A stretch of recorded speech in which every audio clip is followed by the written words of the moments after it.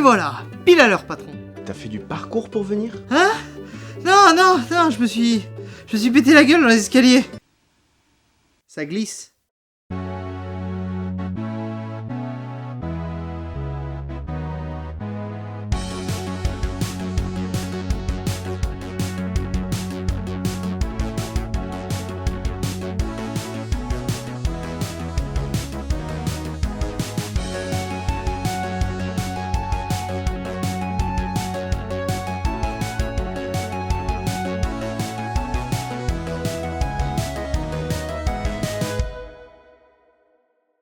Bonjour à tous, si vous me demandez d'imaginer une ville du futur où tous les citoyens sont sous surveillance, où les politiciens sont corrompus et où la justice est défaillante...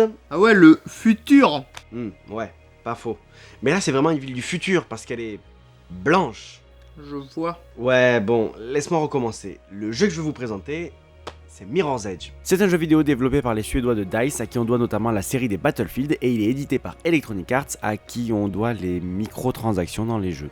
Il sortira en novembre 2008 sur Xbox 360, PS3 et puis plus tard en 2009 sur PC. Il repose sur le moteur de jeu Unreal Engine 3 qui en fait un jeu plutôt beau pour l'époque. Le jeu sera bien accueilli, recevant de bonnes notes dans la presse spécialisée et obtiendra de bonnes ventes, assez pour réaliser un préquel sur la génération de consoles suivante. Comme j'essayais de vous le dire tout à l'heure, l'histoire se déroule dans une ville futuriste dystopique et hyper contrôlée, où les communications sont surveillées par un régime autoritaire. Pour échapper à cette surveillance, un réseau de runners utilise les toits pour transmettre des messages illégaux. Nous, on incarne Faith Connor, l'une de ces runneuses justement. Et il se trouve que notre sœur, elle est policière. Sauf qu'elle est accusée à tort du meurtre d'un candidat à la mairie, Pope. En gros, Pope, c'était le gentil politicien, celui qui voulait plus de liberté pour le peuple. Il y en a des gentils. Voyons Enzo, ce n'est qu'un jeu vidéo. Bref, Faith se lance dans une mission pour prouver l'innocence de sa sœur. En enquêtant, elle découvre une conspiration plus vaste impliquant une organisation appelée Project Icarus qui a pour but d'éliminer les runners au profit d'agents spéciaux mieux entraînés. Bon, en vrai le scénario est sympa. Pas révolutionnaire non plus. Plus jeune, j'aurais peut-être pas vu la fin arriver. Mais aujourd'hui, l'histoire est assez prévisible. Mais au final, tout ce récit ne sert que de prétexte pour le gameplay. Et c'est ça qui va nous intéresser. Le parcours! Popularisé par le premier Assassin's Creed un an plus tôt, en vue à la troisième personne, ici Mirror's Edge propose une vue à la première personne. Et c'est peut-être un détail pour vous, mais pour moi, ça change tout. Et oui, parce que des jeux de plateforme à la troisième personne, on en a déjà à l'appel. On a du Mario 3D par exemple. Même si je sais pas si on peut appeler ça du parcours. Prince of Persia le faisait déjà en 2003. Et plus tard, on a le mythique Assassin's Creed. Mais ici, la première personne nous donne une toute autre perspective. Ça change totalement notre appréhension des distances et il faudra être précis dans l'exécution de nos sauts. Mais ça nous donne aussi une toute autre immersion. On est au plus près des cascades, on peut ressentir la vitesse, les impacts de chaque saut et le vertige que nous proposent les toits de la ville. J'avoue qu'encore aujourd'hui, c'est assez grisant de contrôler Faith. Ça reste assez fluide et agréable. Et je vous promets qu'en jouant au jeu, vous aurez envie de courir dans les couloirs de votre immeuble, chercher les mallettes cachées et sauter dans les escaliers. Attention, ça glisse. Pour vous donner une idée de ce que le jeu propose, il ne se limite pas à courir et sauter. Tout est fait pour rendre la course fluide et satisfaisante. Les obstacles vont servir de tremplin. On va pouvoir faire des glissades sous les éléments du décor. On va dégommer des portes, ou même des gens. D'ailleurs, Faith a une sorte de sixième sens. Je vois des gens qui sont morts. Non, pas celui-là, mais celui de voir certains éléments en rouge. Tremplin, gouttière, tyrolienne, objets, tout ce avec quoi on peut interagir. Et dans un décor aseptisé, tout blanc là, eh ben, on se perd vachement moins. Comme quoi, on se plaint de la peinture jaune dans les jeux vidéo, mais finalement c'était pas mieux avant. Oui, mais je n'y en tiens pas rigueur, parce qu'à la limite, dans ce jeu, j'ai envie que ça aille vite.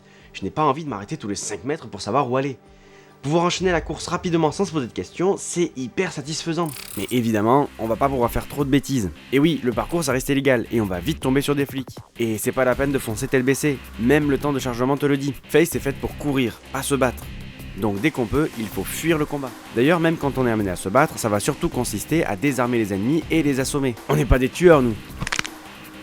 Oh mon dieu!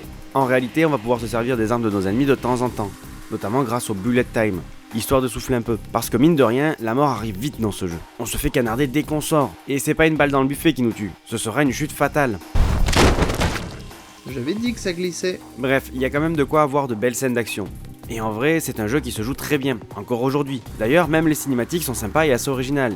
Il y a une identité visuelle assez forte, et on n'a pas parlé de la musique, mais sachez que si vous aviez acheté le jeu sur PC en boîte, vous aviez également un CD avec les 2 chansons du jeu. Bon, c'est pas grand chose, mais j'ai encore la chanson Still Alive qui me revient de temps en temps. Plus jeune, c'est un jeu que j'avais vraiment apprécié, et plus tard, j'ai aussi pu tester son préquel, Catalyst. Et sans surprise, c'était un bon jeu également.